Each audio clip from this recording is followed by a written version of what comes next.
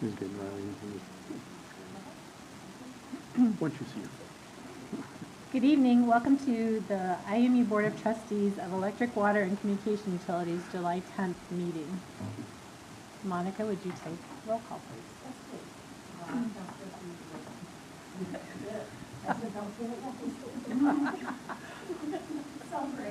Present. White. Smith. Present. Monica? Oh, microphone. Roscoe. Yes. Boyce. Yeah. Thank you. Thank you. At this time, I'd welcome anyone to step to the podium for public comment. If you have something to share, please state your name and address at that time. At this point, no public comment. We'll move on to the consent agenda. I would take a first and second motion to step into that conversation. Second. Any conversation or question on the June 27th claims report?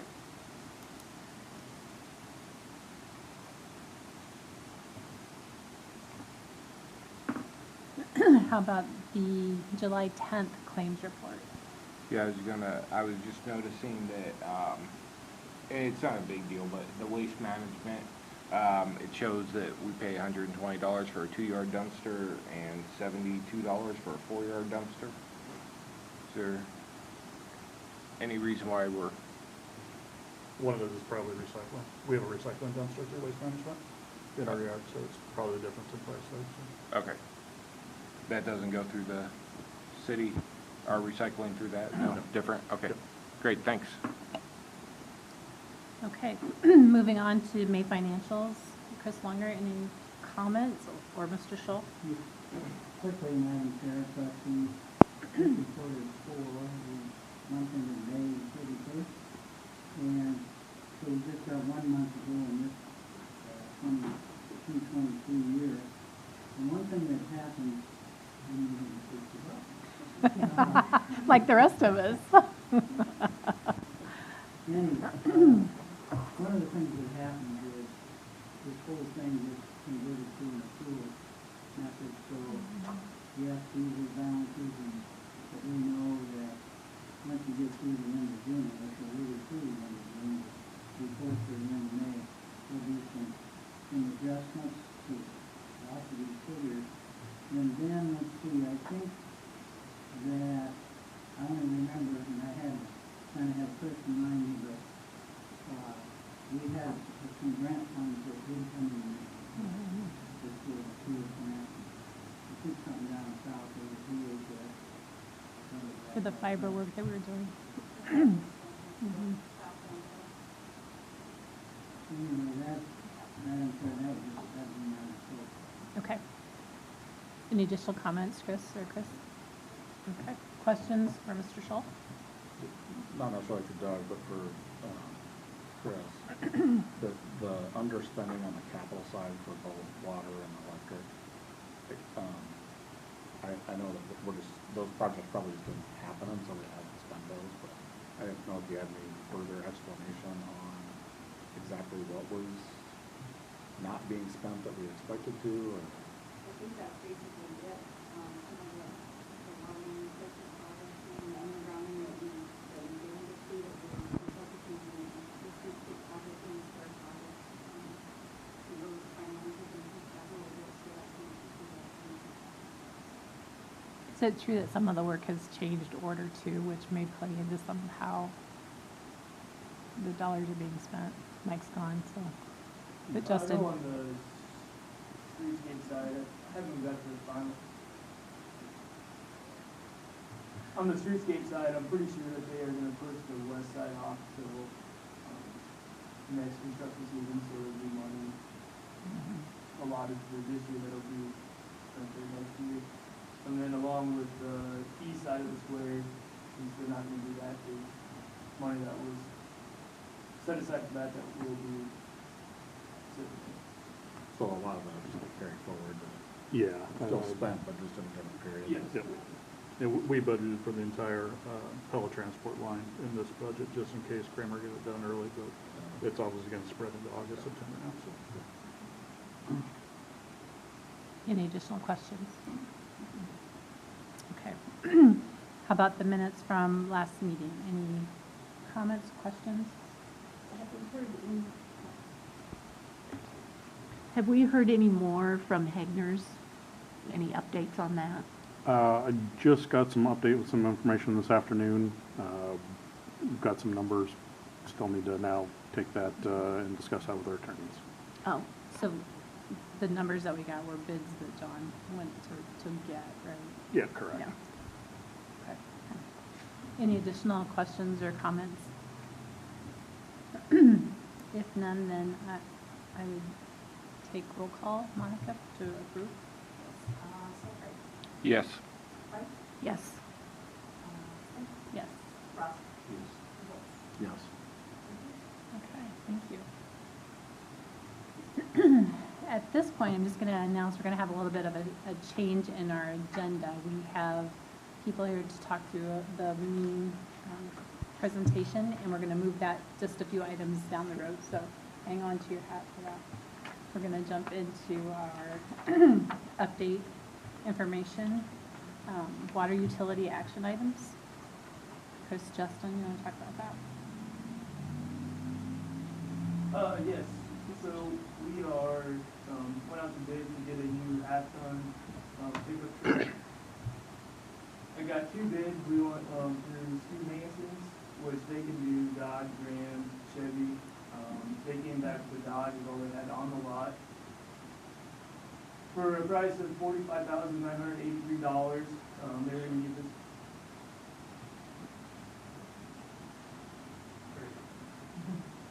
They were gonna give us a trade of $16,000 to bring the total to $29,983. Then we went through Carl's Ford at Story City. They came up with the truck at $44,800. We had $1,140 for a bed liner, some floor mats, and a brake controller, which brought our total to $45,940, and they were gonna give us $19,250 for trade. So we have a total price of $26,690. Okay. Questions for Justin? Can you say that again? What was the net price for each of them? So for the Dodge was $45,983, and for the Ford, it was $44,800, but we did have $1,140 worth of extras on there to bring it to $45,940. And then with the trade, though, what's on each of them, what's the net? So for the Dodge was $29,983, and for the Ford it was $26,690. So I assume you're recommending the Ford. Yes. Justin, I noticed, Mike hasn't come up too, doesn't he? Pick up. He has one in budget that we talked about last time. Okay. My recollection was that we were taking that to auction. I guess, when do we decide, why do we decide, why do we take some to auction, why are we trading this one? I kind of went off of, I felt that the trade-in value was pretty good at $19,250 for a 5-year-old truck, 2018 truck. Is why I did that. I was talking with Mike, and he said he would probably do the same thing. Now, if it was something like the older trucks that the linemen have, he feels it's better to take them to auction to get a better value out of it than. So Mike's was an older vehicle. And older and probably more specialized. Yes. The truck that we're trading is just a straight half-ton four-wheel drive quad cabin. We're going to a crew cabin with a little bigger back seat for more sport. And sometimes, we have a vehicle that might have, I don't want to say significant, but might have more problems that the dealer is not willing to take a risk on, and we've been pretty successful at so it really is a number of factors: age, condition, and specialization. Dealers don't want the modified vehicles and don't always want like service beds. They want something that can retail turn on the lot. So depends on a few of those. It's kind of just a judgment on what we get and what the market looks like. So it's not a process of procedure, it's just kind of depends on the vehicle, depends on the vehicle. Yep. Okay. that, I would take a first and second motion, I should have done this before, sorry, for the conversation. So moved. Second. Any additional questions for Justin or Chris? I'll just throw in there too, just for peace of mind, we did have 30,000 budget for the truck, so we came under the budget, which will leave us a little room, we still have to, add safety lights and any toolboxes that won't transfer since we are going from a Dodge to a Ford, but we should still be within that budget. Does that make a difference on the final price? I mean, are we talking about $3,000 worth of extras that we would just be able to transfer stuff over? I'm assuming that our toolbox will fit in the bed, because the bedroom the same. The only, I believe the additional piece that we'll have is just, our safety strobe lights. Okay, thanks. Okay, so we have a resolution approving the liability auto property workman, whoops. That's not the right word. Looking for a truck. Yeah, I went to the wrong one, I'm sorry. Resolution approving the purchase of the 2023 half-ton crew cab for the water department. Monica, would you take roll call, please? Selfridge. Yes. White. Yes. Smith. Yes. Roscoe. Yes. Woods. Yes. Motion approved. Moving on to the water utility items. Any additional informational items, Justin? I don't have a whole lot, updates from last year, still just working with the two contractors that are in town, finishing up a few of those projects. We have one big concrete pour left that we are gonna start tomorrow on. Other than that, then we'll, finally start to get working on some of our hydrants that are down, some valves that need replaced, just with summertime and, employee from vacation, probably get everything done, but we were trying to work on what we can get done and go from there. Okay, great. Doug? This keeps going on.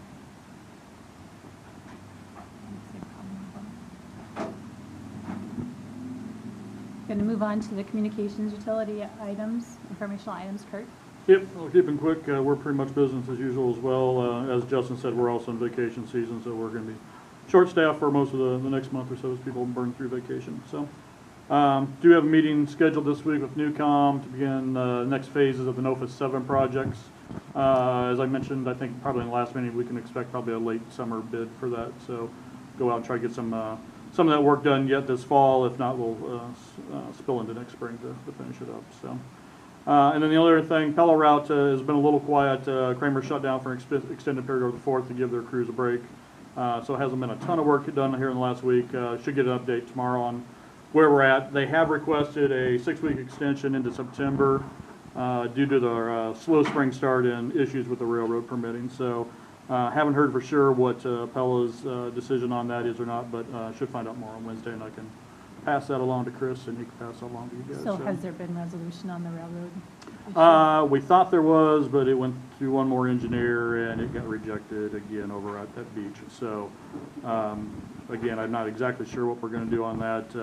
Obviously, we've got to get across the railroad one way or the other. So, it went back to our engineers, so we'll go back to their engineers. So, yeah, what we thought was solved isn't quite solved yet. So. Isn't beach that little overhead Just that's that itty bitty little, nasty? yep, and it's amazing what it takes to get across the railroad. So.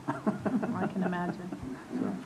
So that delay, does that cause any change orders or anything like that? Hasn't or are caused we any good to change go? orders yet, depending on what they have to do in the right of way and how they have to cross that railroad track. The railroad engineers are pretty picky on how you cross that track and where you cross that track. So there may be a little additional build if we have to go back to the north a little bit to cross it. So, but again, until we get a final permit, it's hard to tell. So, but shouldn't be anything overly extensive. Let's put it this way: we're not going to have to go half a mile out of the way or anything like that. So.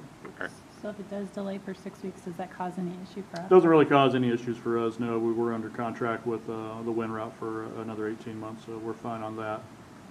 So again, obviously, we've got the equipment. We'd like to get it turned up as soon as possible, but Okay. we need a connection between the two of us. So, yeah. Any questions for Kurt? We didn't have an electric informational item. Anything, I know Mike's not, had to leave, so. Yeah, Mike's gone. I think they're, busy with the new equipment and, no major issues with that. Okay. Mike's out investigating, a hit primary over on Hillcrest right now. At Hillcrest? At Hillcrest, yeah. Okay. Okay, so communications, the combined electric, water, and communications utility action items, we have a resolution approving liability, auto, property, workers' comp, and machinery and equipment replacement insurance for fiscal year '24. I need a first and second motion to enter into discussion. So move. Second. Okay. In our packet, I believe there was information related to the renewal for these pieces of insurance. Chris, do you want to touch base on these? Yeah, this afternoon we got some more specific, IMU-specific information. I think they're in general more favorable than maybe some of these group numbers would indicate. We have Brad Banks and Kim Rasko here to kind of talk a little bit about rate increases, building valuation increases, some of the other kind of global aspects of what went into our insurance bill. Hey, Chris, and Madam Chair, Trustees, appreciate the opportunity to be Brad Banks, True North and Iron Insurance, and the property casualty insurance program for the city of Indianola and Indianola Municipal Utilities.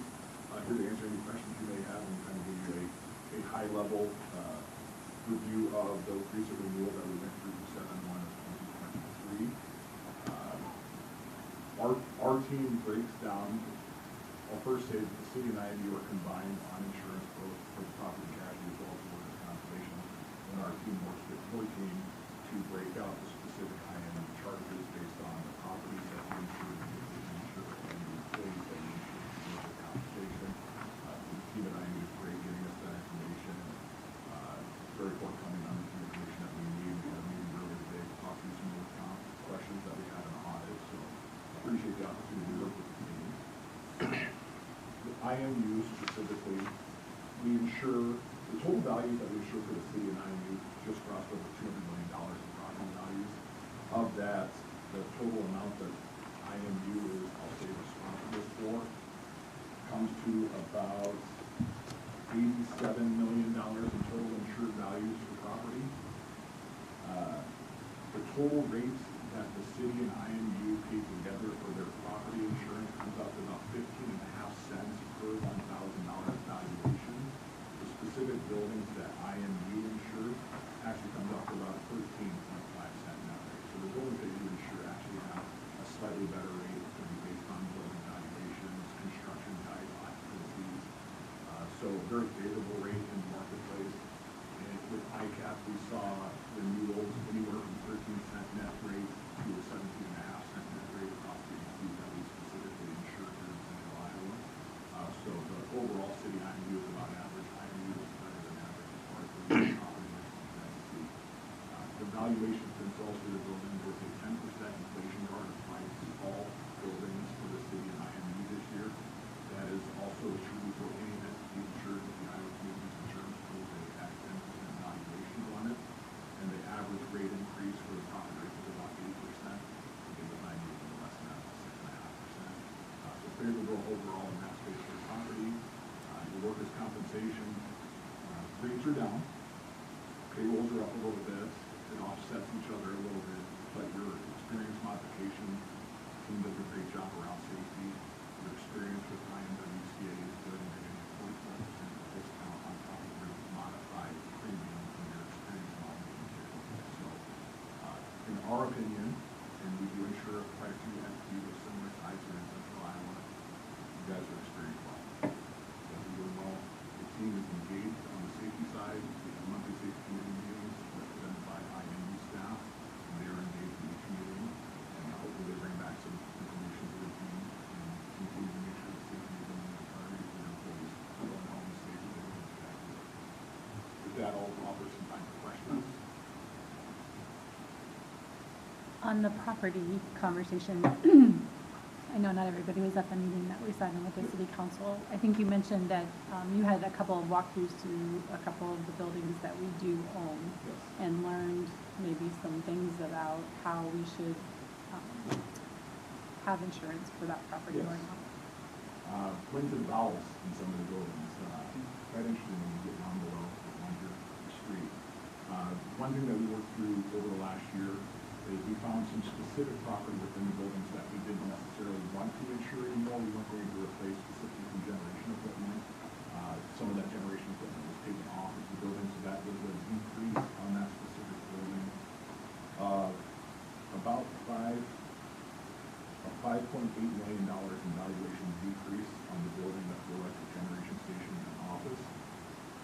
So that helped offset some of the valuation increase that we saw in some of the other buildings. I know it's not an IMU building, but we've got to walk through next week, tomorrow. Tomorrow we're going to walk through the water reclamation facility south of town and loss control people from the insurance carriers out there. That's as well. On it, I would say average, we're probably looking at 1 or 2 buildings per year with the insurance carriers will come out and just do a loss control versus a loss control. Make sure that everything's in working order, but the housekeeping that both the city and I do is spectacular. When you're in those facilities, there's definitely pride of ownership in all the facilities and insurance well, and the loss control people come out and get the Was last year the first year the water reclamation, what do they call it? The work. Yeah. We say the work. There you go. Was it the first year that we actually included it in our insurance? It just popped on after January. January. So I think it was taken possession in January, and Okay. taken on insurance. Okay. Other questions for Brad? On the experience mod, do you have any sense for what IMU's portion of that is? Would IMU be above or below or about the same? It would be about the same, so, it's tough to break out, not that it can't be done, but it's really tough to break out because of the losses, specifically in memory claims, lost time. We had some claims in fiscal year 21 and 22 that would affect the work comp mod. Again, still a really good, credit mod, as they say, so we're still doing very well versus our peers in the same area, 20% better than most cities in the state of Iowa. But it's something that we can break out for it and promulgate, but not something that's very I just wanted a general sense. Curious, what is cowbell cyber coverage? Cowbell. Doesn't it sound like something that? That's We why need it's, more why it's cowbell? Is that security. the- We need more cowbell. I'm just curious. Cowbell's the brokerage that supplies the insurance. So we Oh, that's the name of the Cowbell's the name of the Okay. actual brokerage. The insurance carrier specifically that insures is the city and insurance company. Cowbell's the cyber broker that places the insurance for us. I do wish they changed the name as well. I don't care what their name is. You're I'm not just supposed to wondering. ask, what is cowbell? I assumed it was something we were insuring, and I'm like, I don't quite know what that is. So just for the board's kind of information, we did talk a little bit the last time why we don't have this information Yeah. until after we renew. And I think there is something to do. Brad, you Yeah. can hit this more probably fully than I can. Little context around it. So we've talked about the last couple of years, that the quicker we get this information in from the insurance carrier, the better for us. The teams themselves, we start working on the renewal process in February. Start gathering information from all the departments and start compiling that information. And once we have it all put together, we send it to the insurance carrier. ICAP is the community insurance pool. And so they're the frontline underwriting team to review all the information. They also buy reinsurance. So that has the reinsurance carrier, Travelers Insurance actually reinsures the property for the city line. They send that information to the reinsurance carrier gives them their renewal for the entire pool, and then they turn around and give us the information. We got the information for a city renewal line, ICAP, June 17th.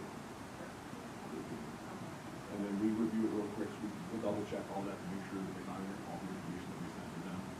Socialize our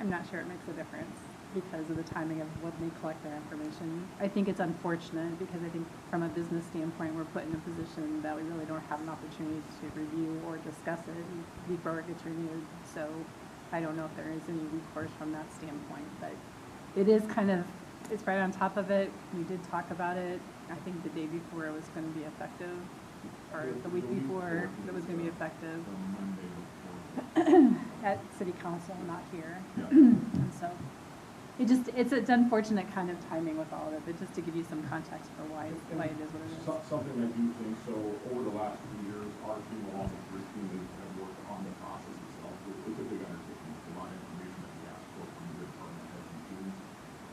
We've developed spreadsheets that I think help us break out a lot better for everyone. We share everything a lot easier than having the information we need was placed in these spreadsheets. So as we continue to get better at that, the quicker we get the information in to ICAP, we're just farther up on the list and start to come down to the price. Chris Longer, do we have a sense for what IMU's portion is versus what the city's portions are? Are we pretty close to where we fell within budget, or will we see a little bit of a change from that?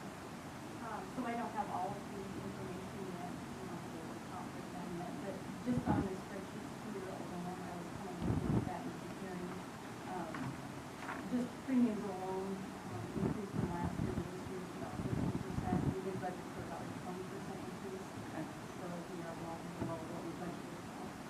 We pay favorable on that. ICAP was telling everyone the budget fund was 25%. We did have some estimates that hit the outside of that. And we don't mind making another bump on that. And I think that's because we've done a good job of making sure property valuations have been good, whereas other cities who may not have kept up on their property valuations are starting to see it as more property you're insured and higher your premium, and if you're very underinsured. When they give us that advice, when does that normally come? Is that a first quarter kind of advice? End of first quarter, I think, for the team. So we do get that before we close budget then?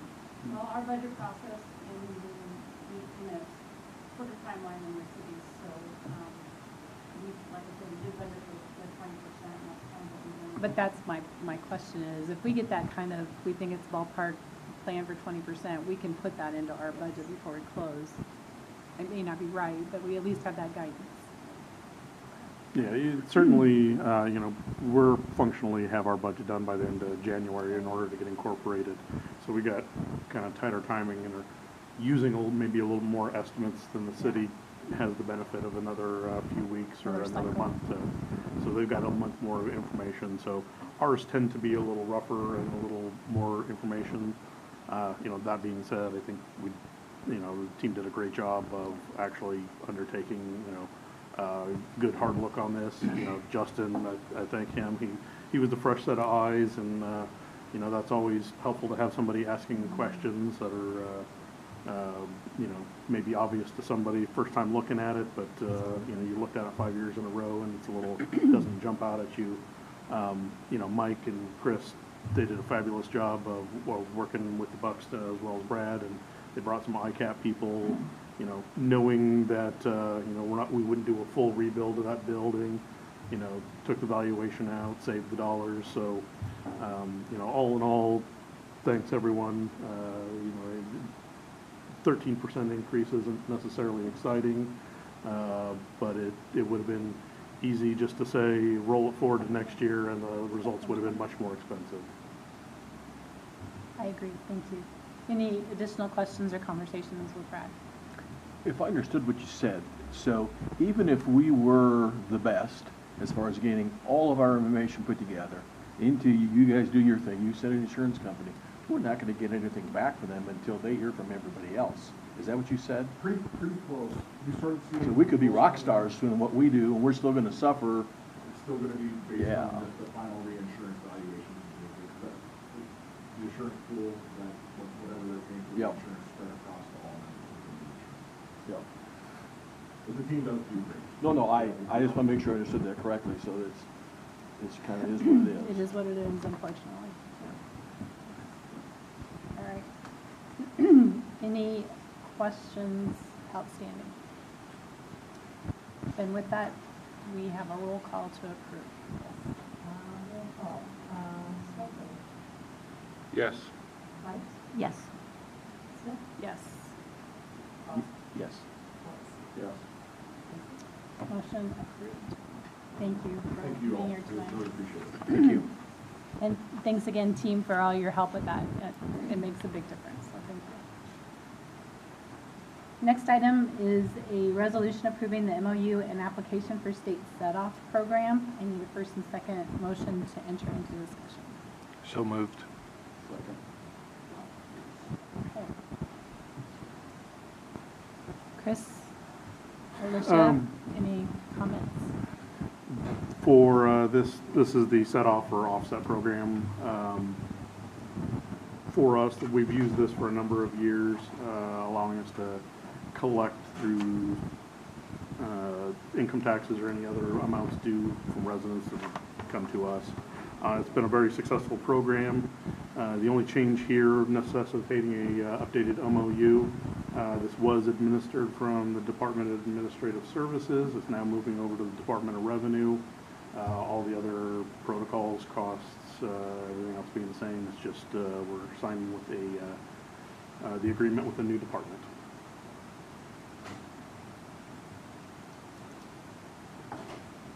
Questions, concerns, discussion? Monica, you take roll call for approval. Smelter. Yes. White. Yes. Smith. Yes. Roscoe. Yes. And Lewis. Yes. Motion is approved. The next item on our agenda is the approval of utility accounts to be written off and to use any customary collection method, including submission to the state offset program, and to charge any applicable collection fees. Need a first and second motion to enter into discussion. So moved. Second. Alicia, you want to talk through that? I don't have too much to talk about here. As you can see by our chart that I made that show the comparison from last year and the years before, we are moving down a percentage, which I think is pretty good. So we're doing better at getting our fees collected and everything. Other than that, I mean, I wish the numbers were lower, but I don't know how to get people to say, but I can tell you that the offset program, has helped Good. with collecting. I calculated it up just from the beginning of the year, and we collected almost $28,000 from, so, I mean, that's better It's than. positive. I think. So am I reading this right? In 2022, we had 101,000, and this year we are talking about 19,000? On your chart, it's about midway through, you kind of got in the Yeah, that purple, number blue, doesn't- that green, number doesn't and look That's the total for the year of 2022, and we're just, 6 months in. yeah, so this Okay. is in the first quarter. So, Oh, yeah, gotcha. Okay. So when I looked at that, I'm like, whoa, that was a big change. yeah, yeah. No, Okay. I mean, that's Yeah. Well, when you were saying it, we haven't collected very much, I'm like, whoa, yeah. yeah. The numbers that I think would be relevant here also would be, I'd be curious to know what we did in 18 and 19. And they said that only because 20 rolled around, that was COVID. Yep. And that was a whole different environment that was new Right. for everybody. And I looked at this and I go, wow, those numbers are really trending in the right direction, that's cool. And then I thought about it a little bit and I thought, Have and we- I, and I don't mean to imply that you guys aren't, moving things in the right direction, I was just kind of curious where. Well, and I know that, before I started, they didn't really collect for that COVID year anyway, so that was all kind of wrapped into that first quarter of the 2020 year. As far as like, before that, I'm sure those are out there, if you Yeah. see, I can see, I get those for you. I would say if it doesn't take a ton of work to dig into it and pull them out, because you weren't here then, and so I'm not sure how they're collected. Yeah, they should hopefully be things out there. Okay. I think they are in the folder, so. That would be great. Yeah, I can send you guys some. Yeah, I mean, really, we had our pre-COVID collections. I mean, under 2% was good, and a lot of places were in the 1, 1.5, 1.4 range. Now we're sub 1%. There was a lot of assistance money coming through COVID, and while we didn't do the write-offs during that year, the various assistance programs did come in and help a lot of people and pay those bills down. So during the COVID period, stuff stayed down, And looking at these percentages, I'm surprised they haven't sprung back up. They've stayed, historically low. But, yeah, those rates are fractions of what we had seen in the past. Well, it tells me we're probably maybe working a little harder, a little smarter too, which is a good job for you guys. Just got to see them, trying to get the word before they. Any questions or comments for Alicia? Not that I would take roll call, please. Okay. Yes. White? Yes. Smith? Yes. Kaufman? Yes. Thanks, Alicia, for the information. That's helpful. Motion is approved. Next, we have a resolution approving joint representation with Waverly Utilities, the City of Carlisle, and IMU with Allers and Cooney for mean negotiations. I need a first and second motion to enter into discussion. So moved. Second. Do you have any additional? Yeah, actually Carol is here to begin discussion with the trustees, a little informational sharing session. Mean is reworking their contract. What this joint representation agreement, rather than having 3 separate attorneys work with Mean and between the utilities, we've chosen Allers and Cooney, Steve Nadel to represent all 3 of us. Just kind of as a single point of contact. We'll share the fees and, between the 3 entities, we'll get all the same information, but ultimately we're sharing the fees. What happens if one of the 3 has a dissenting opinion? That's my question. Do we have like interests? I mean, certainly they're in our negotiations. We've got all like interests. We're all participants in the Mean contracts, and while there might be slight differences, I think in general the same motivating forces are behind all of us. So that's not a big concern. If there is a problem in that joint representation agreement, they've said that ultimately if we can't work together or there's a disagreement amongst that, they'll have to absolve themselves of that, and they won't advise anybody on that particular topic. So we won't be in a position where we're pitted against one of the other utilities that are in the group. If somebody feels that it's going in the wrong direction, they'll have to kind of stop and carve that out, and we'll decide what we need to do at that point. But ultimately, I think where our interests are highly aligned, and I think this is a great not that we're going to be in a pitting Mean against any of the utilities, but I think as a unified front and of group working with their utility or working with their attorneys, it'll streamline the process and save everyone time. And we've worked with Steve in the past. Absolutely, yeah. Are there other Iowa utilities that we should ask to be a part of this also? There's a couple other smaller ones, and I can approach that.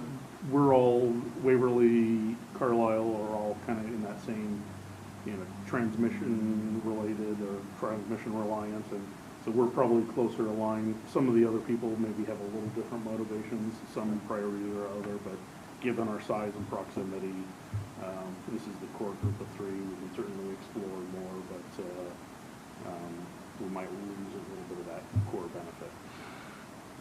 And that puts this into the weeds, but how are we splitting the cost? Is it a third, or is it based on usage, or? It's going to be based upon our mean calculated, our pro rata share of the mean calculated fixed cost recovery.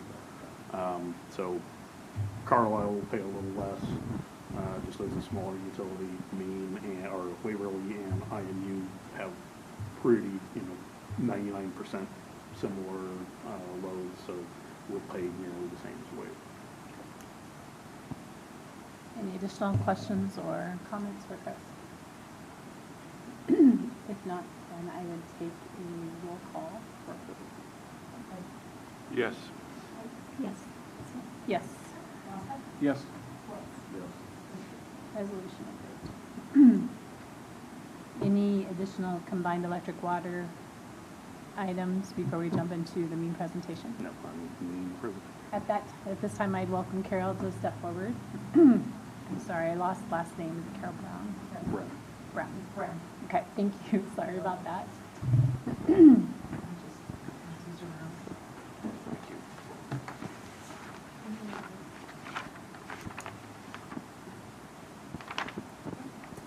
Okay, thank you, Madam Chair, Trustees, for allowing me to be here today to talk to you about the service schedule M contract that will be bringing to you this year, hopefully. Just a little bit of quick background. The service schedule M contract is the long-term contract that communities have with me to provide power for long-term at a lower rate. Basically, it's economies of scale. We're buying a lot, we're going to pay less for a longer term. So that's basically what the reason why the communities came together to create these service scheduling contracts back in 1982.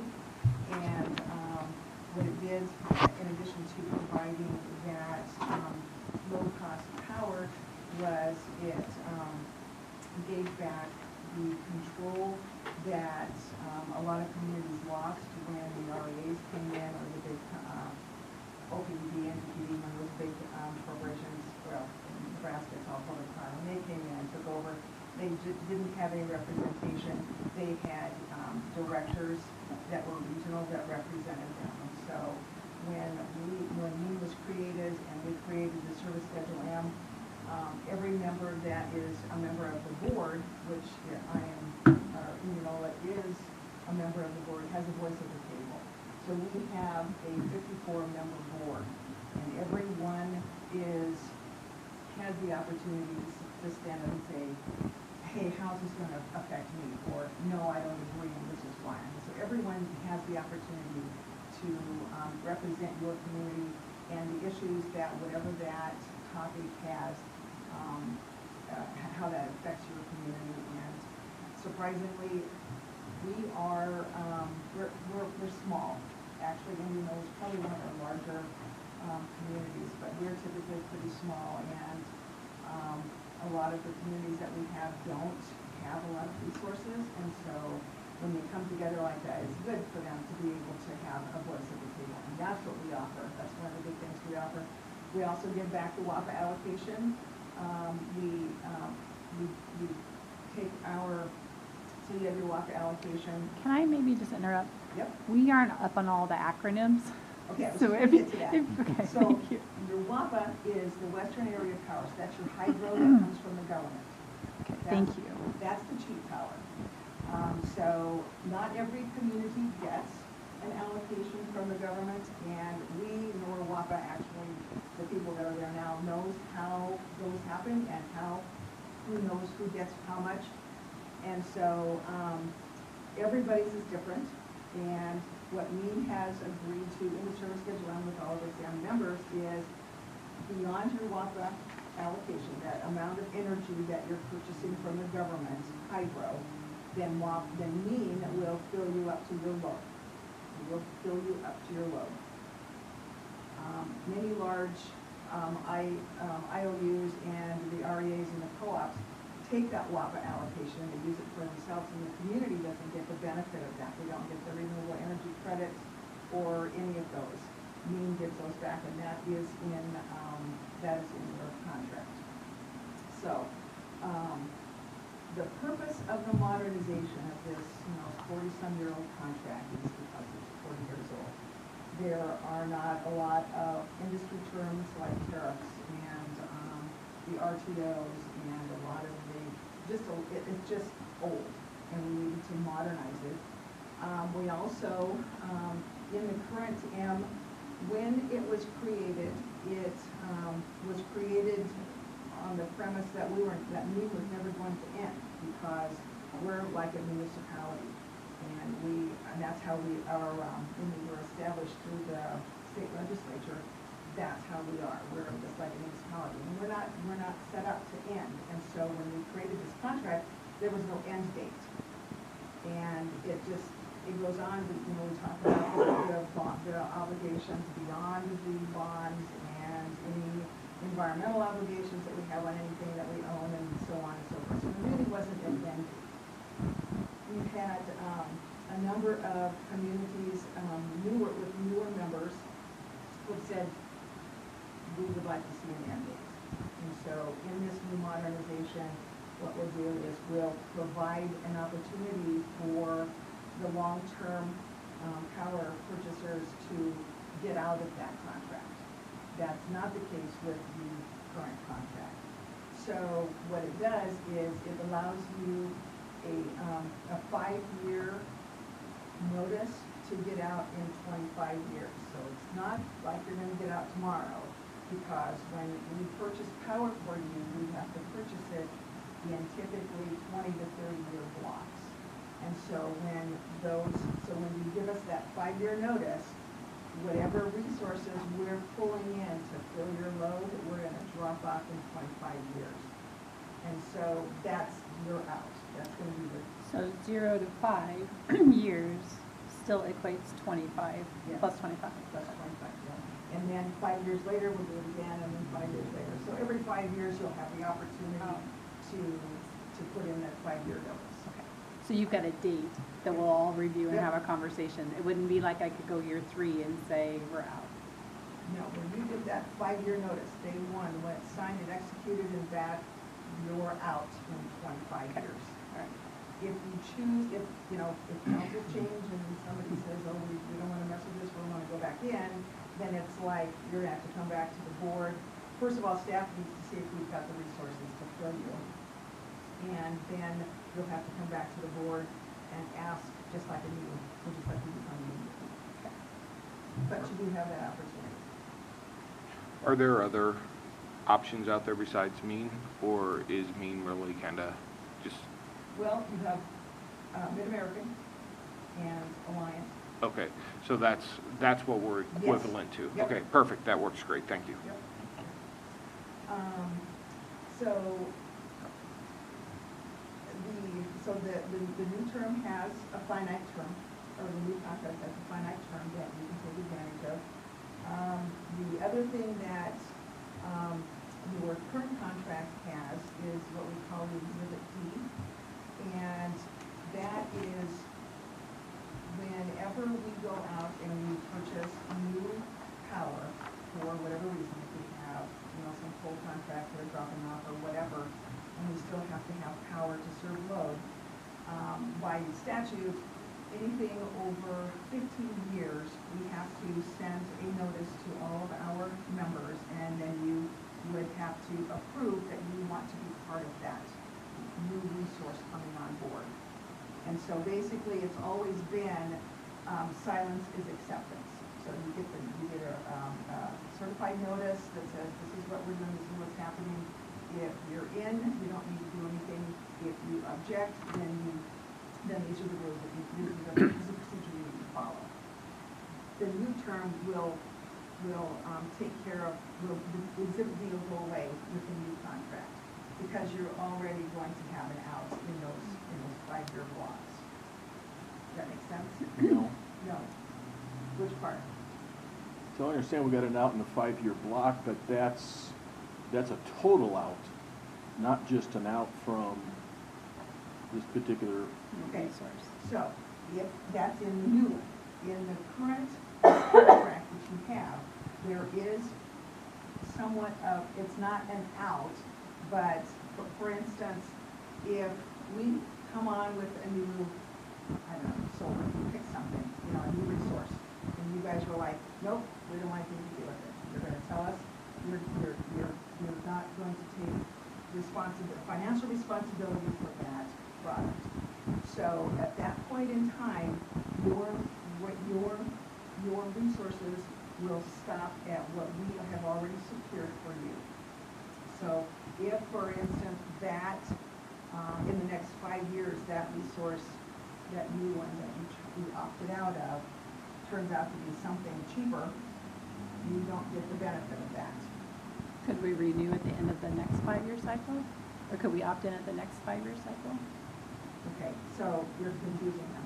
So that's what we have right now. is That's you're what you have right now, is you stop it here and then you don't get the benefit moving forward. That's Period. it, period, yep. The new one is your 5-year. So if you miss one 5-year cycle, you've got another 5 and another 5 and another 5, basically for the two of them. This may not have to do with the contracts, but when you talk about your new resources, are we focusing in the contract on renewable resources, or you mentioned coal? Right. And so are we focusing on what we've traditionally used, or are we? No.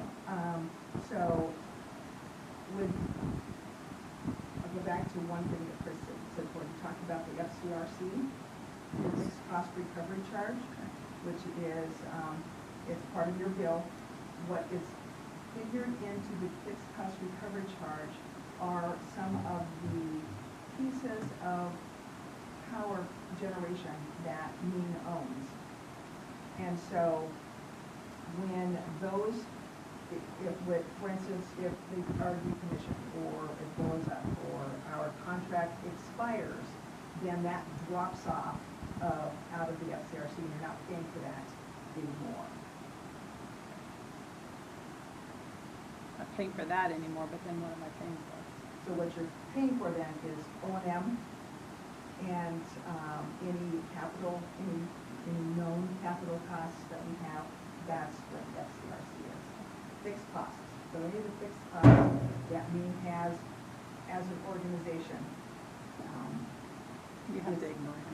is figured into the fixed cost recovery charge. Okay, thank you. Yep. So, in the new contract, what is not changing is nothing material. We're still gonna serve you, we're still going to, you're gonna buy car from us and we're gonna provide it for you. Any of the major pieces are not changing. Nothing's materially changing. A lot of the language is changing, we're gonna upgrade it. We're gonna take out the references to the old, IRFA, which was, related to generation. And because that is addressed in another policy right now. And so there's just a lot of upgrading that is happening. If you choose not to sign the new contract, which you don't have to sign the new one, you don't have to. If you choose not to, your current contract will remain in effect and this goes on just like normal. But you also don't have an out. Well, I'm not saying that right or wrong. But I'm going to tell you, that out is absurd, quite frankly. So let me, as you well know, in 30 years, not a single person in this room is still going to be sitting here. We serve 6-year terms. Our board is continually rotating. We're blessed to have staff that have been here a long time. And so, so we make a decision and we say, hey, you know what? We're not going to redo this Mean thing. So we give you notice and say we want out. And then 5 years after that, 25, then so 25, so 30 years on top of that. So in the interim, we're now on our 3rd set of board members because we've all changed over, okay? What if they look at this whole thing differently and say, hey, let's get back into this thing? Yep. And that's where now, Indianola is going to have to come back to me. He's going to have to look and see if we have, because when we got that first notice, we cut off. We're like, okay. I understand how it works, and I understand what you're saying. You're going to have to come back and ask us if we can serve you. I'm just telling you, what you call an out is not an out. So It might sound, that's good salesmanship, but it doesn't, it ain't selling. Well, we have, the reason why we're bringing that piece to the board is because we did have members who said, we want the ability to get out of this contract, and this was the way we could do that without harming those who are staying in it. So the ones who are staying in it, we have a 25-year notice staff has 25 years to get rid of that and then keep everybody else whole who's staying in. So that's the only way we could think of to come up with an out for those who feel like they're in a contract where they don't have Okay. I might suggest you think differently, because that's not an out. That's all I'm gonna say. Well, I do applaud the modernization. I think it's important because it's been sitting here for a very long time, and I think there's a lot of things that have changed. Whether we choose to participate or not is one thing. No, but I think from a utility perspective, and any community is in the same boat as we are. So we decide that we're not going to do this. We have no earthly idea what things are gonna look like 30 Right. years down the road. And so we're making a decision on something that we can't make a Quite decision frankly, on. don't know.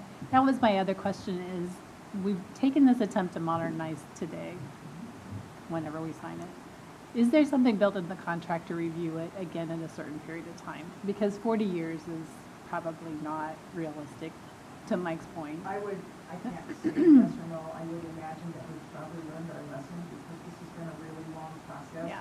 for us to go 40 years and then try to implement. 10 years is probably more than we should. I mean, honestly, I realize energy, but in the state of how things are changing today, it feels like we need to build a cycle on this review. And maybe that doesn't warrant a change, but it does probably factor in that we at least need to review it. So you don't have, if you sign the new contract, you don't have to take it out, you just let it go. You don't have to do anything. No, I understand that. My only point is a pretty simple one.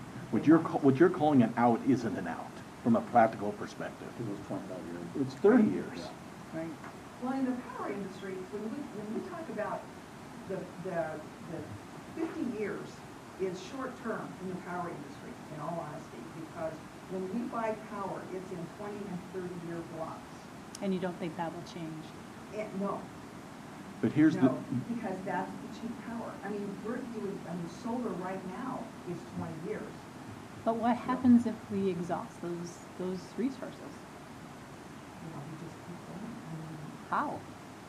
I mean, to me, that's what's kind of preposterous around this, is we're betting on 40 years of, in a world that's changing daily, in a resource of energy that could run out tomorrow. and here's the other, and this is a big deal in my opinion.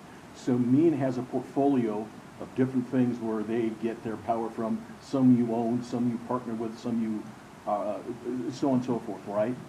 And so you've got a 30-year contract here, a 40-year contract there, a 25-year, you have all these, and they're running concurrently, expiring at different times, and your portfolio changes. We have one. We only have one. All we have is Mean. And so from that perspective, it's not like we can slowly change to try to do our stuff. And I'm just saying, and please take this back, and this is my opinion, I'm not speaking for our board, to give a utility an out over a 30-year timeline is, in my opinion, preposterous. It's really not an out is what I'm trying to say. Because we have all our eggs in one bucket, okay? You have your eggs, Mean has its eggs in multiple buckets that you have some control over, which you do and buy and everything else, and we just kind of come along for the ride. Does that make sense? I understand what you're saying, I just am not sure how. I'm not saying I have an answer. Okay. I'm just saying and don't take We this. just have lots of and- questions. And don't take this personally. Please don't. I'm not, but I'm just saying that, to me, it doesn't, and then I'll shut up.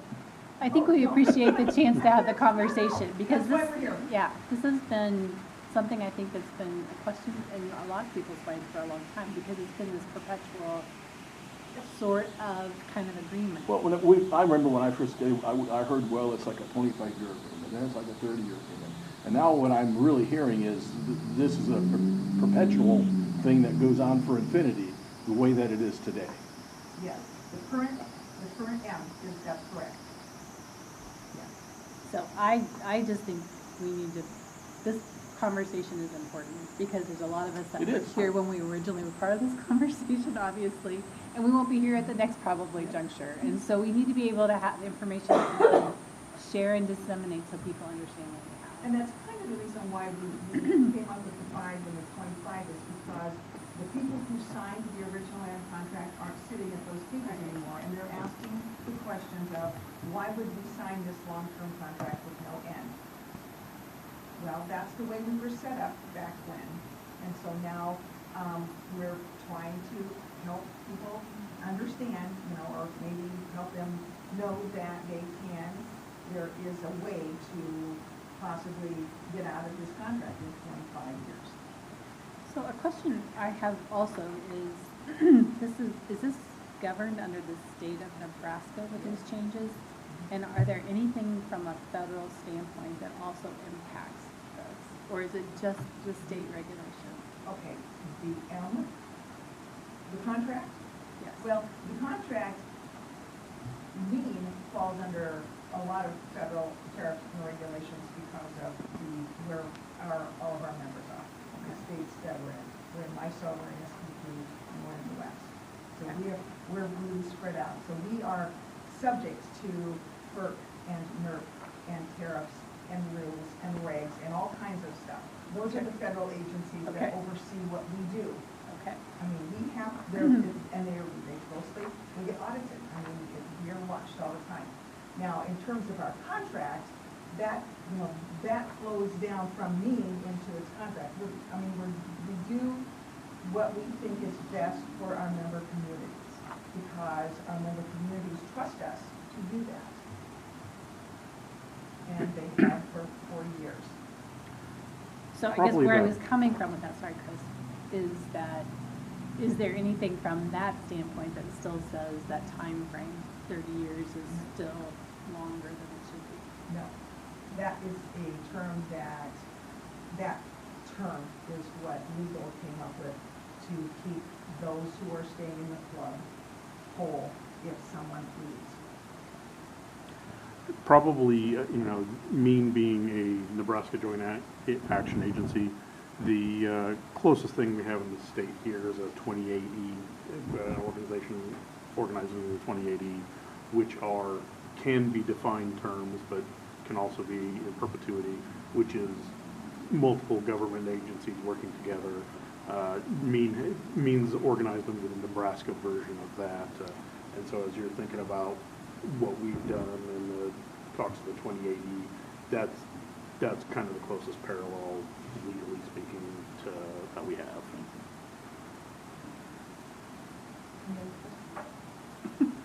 Please, From now's the a time. governance standpoint, does anything change in the new agreement in terms of the board and who represents who on the board? Or the structure, any changes in the structure?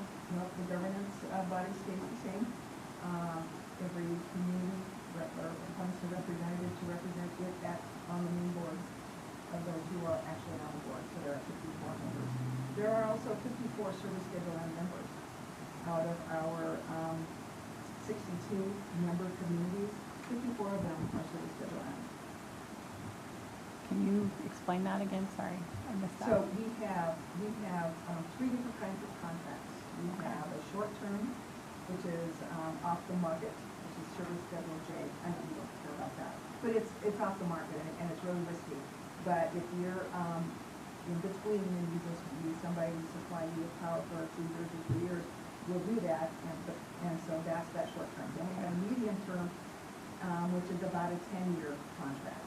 And then we have the longer term, which is the service schedule. Which is what we're part of. And so of all of our members, we have 62 of those that are M state and state. Gotcha. 54 of them are long-term. Okay. Is there any opportunity to add to the long term, or we will stay at 54? Oh, no, we just added one. Okay. So it is available for other Oh, yeah. communities to join? Yeah. But they have to be approved by the board. So all the board has to agree that whatever this number's bringing to the board, or to the table, isn't going to harm the rest of us. So it is approved, actually it's approved by the Nebraska Power E Board and also then the new board as well.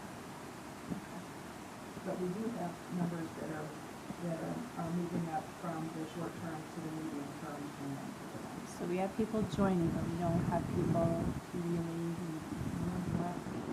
They can't. It's like prison. or worse. And that's why they wanted this new contract, is because there I is want an to talk to the opportunity. governor. Should be clemency. So what's the process for the contract? Is it, what timing are we looking at to try and get this pulled So, together and wrapped up for full review and, So right now, legal is finishing up the contract. It is legal's desire to meet with, probably by Zoom or by team, with all of the service schedule M city attorneys or county attorneys or council or whomever you choose to represent you. And as you were talking about Steve, probably it would be Steve that would review that 60-page contract. And then after that, then you would have a resolution that you're going to move forward. We would send out paperwork, we'd sign, they would sign, and that would be it. so timing is this year, next We year would like to be finished with everyone by April 1, of 24? 24. And then I assume Steve would come back and talk with us about it.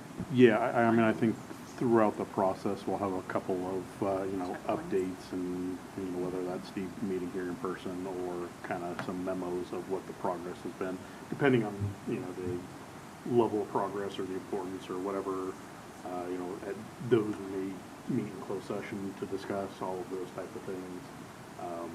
You know, it could vary a lot in what it takes, but ultimately, before anything's signed, you will definitely have some seat time with Steve, and he'll go over, you know, whatever he means, give you an opportunity for address comments, concerns, and provide that feedback. And I'm sure, you know, this is years in the making now, and I mean, I think with 54 city attorneys, I mean, April 1st is probably aggressive, so it wouldn't surprise me if it gets pushed back. So throughout that, we'll have periodic updates when we've got something to share. So Carol, have you had other conversations with other boards like ours? And what kinds of questions have you heard from them? Like, Really? what's the difference? And, do we have to sign? And, what if we don't sign? You know, really basic. Like I said, most of our communities are, they trust staff to do what's right. And, you know, right, wrong, or otherwise, that's how we got established. With the 13 communities that said we don't want to deal with them anymore, we're going to create our own agency. And they created me because they wanted to do it themselves. And so they just, not a lot of discussion. Actually, this is probably more. Thank you. We're sorry. Hearing me out. Well, we appreciate you taking our questions and comments back to the group. Any conversations of bumping that 5% limit for communities to generate power? Well, it was 2%, and somebody said, well, let's ask the board to do 5%, and they did. So there's nothing stopping. So there's not a conversation today that you're aware of that's taking No. place, but, No. so there are, if it's something that the community decided they want to do, that would be something that could happen? Yeah, they need to get approval by the board. It- We currently, right now, don't have anybody at that level. So, unless you guys can get there. We should get to the 5%, yeah. So that would mean we would just present a proposal to the main committee? Chris would bring that to the main board, well, he would bring it to staff so we could get it on the agenda, Right. you know, talk about it. He would probably prepare, the rest of the committees because it would go, first it would go to the power supply committee, and, then the recommendation would come from them to the board, and so Chris would work with staff and we would. Okay. Okay. And is there a deadline that we have to make sure we have that conversation in front of before any of this would take Well, place? I'm probably, as soon as you know, but that's what your plan is, we would have to know. Okay. Because that's going to affect what we're buying from Right. you. Right. And I didn't mean to imply that we were doing anything. I No. was just asking a question. Yeah, that's a good question. Oh, no. So I wanted to also mention, on one of your other, most recent resolutions, just so you know, Carlisle and Waverly are both service schedule M communities as well. And so is Denver, over here in this area. Actually, I think all of our members, all of our Iowa members except one are service schedule M. Okay. How many Iowa members members do we have?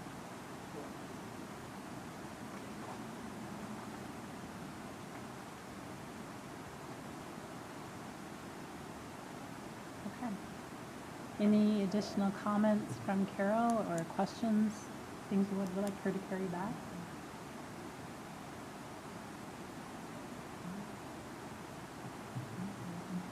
Thank you. We appreciate you making time to come. This is, like I said, it's been kind of a perplexing topic for a lot of us, so it's helpful to have a conversation. I just want you to be comfortable. I don't want you to feel like you must or must not sign. I just want you to understand, you know, one way or the other. If you do nothing, nothing's going to change. Okay. If you sign it, sorry, you don't have that. No, and I'm just saying, so, you know, please understand from our perspective, from an IMU perspective, you know, those of us that are sitting here today, not one of us was in that room when that thing was originally signed. And so, from that perspective, you know, you have community people, city council people, you know, other folks saying, so what's this mean contract? And what do you mean it doesn't end? And it's like, what did you guys do? Well, wait a second, we didn't do anything. And so it's just one of those things that it's difficult to justify. And I believe that if we were presented with the same options and solutions they had at that point in time, we likely probably would have made the same decision. And I don't mean to imply that it hasn't been good for us, but you know, one of the things about it is if you want to do something different, you really can't. And we may not have options for something different. That's what, yeah.